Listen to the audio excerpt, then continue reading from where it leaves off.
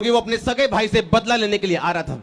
अब उसके सगे भाई को यह बात मालूम थी कि मैंने अपने भाई को धोखा दिया था आज से 21 साल पहले, और उसकी आशीष मैंने अपने पिता से ले ली थी क्योंकि उसका पिता अंधा था। यह बताया कि मैं एसाव हूं, और सारी ब्लेसिंग वो ले गया था।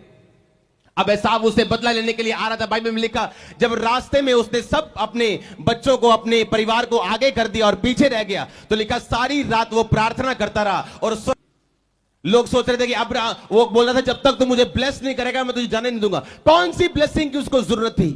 उसके क्या बच्चे नहीं थे? क्या पत्नी नहीं थी? क्या उसके पास प्रॉपर्टी नहीं थी? क्या उसका बिजनेस सही नहीं था? सब कुछ उसके पास था। बाइबल बताती वो एक धनाढ्य पुरुष था, वो एक अमीर आशीषित व्यक्ति था। एक ही कमी थी उसकी जिंदगी में जो वो अब समझ पाया था कि उसके रिश्तेदार लबान ने उसको धोखा नहीं दिया, बल्कि वो धोखा एक मिरर था, एक शीशा था जो उसने अपने भाई के साथ किया था, उसके रिश्तेदार ने उसके साथ किया। और 7 साल उसने एक बेटी के लिए सेवा की जिससे प्यार करता था, उसके अलावा दूसरे से मैरिज हो गई, बड़ी से, फिर छोटी के लिए की, फिर 6 साल भेड़ बकरियों के लिए की। वो जानता था कि वो धोखा बो के आया है और धोखा काट रहे हैं। वो परमेश्वर से लड़ा, कहता परमेश्वर मैं जानता हूं मेरी एक गलती ने, मेरे नेचर ने, मेरे गलत कैरेक्टर ने मुझे 20 साल फालतू की मेहनत करवाई है। उसके पिता ने अपनी पत्नी के लिए मेहनत नहीं की थी।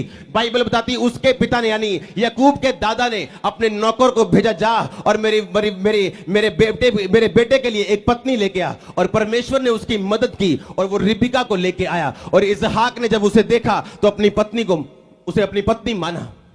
अगर याकूब ये बात समझता कि मुझे अपने फादर्स की गवाही को, मुझे अपने फादर की गवाही को फॉलो करना है, तो मुझे भी फालतू की मेहनत करने की जरूरत नहीं। पर जब कैरेक्टर बुरे होते हैं, जब चरित्र बुरे होते हैं, तो फालतू की मेहनत होती है।